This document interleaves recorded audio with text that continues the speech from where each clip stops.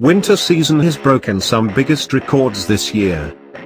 We do enjoy cold weather, but when it's extreme, it becomes damn difficult to survive. No doubt, snow adds a lot of beauty to the place, but for us, it becomes impossible to stay there for long. After Niagara Falls, another place has made it to the news.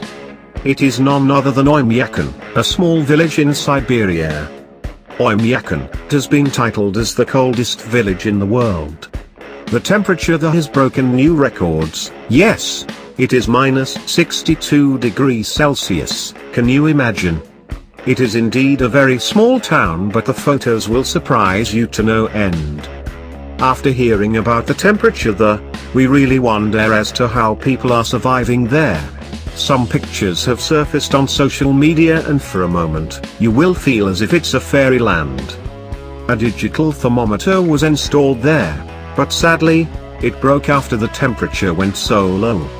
The village has a population of just 500 people, and it's impossible to stay there. Even eyelashes of people freeze, making it things all the more worse. During winters, the village is totally dark for 20 hours in a day.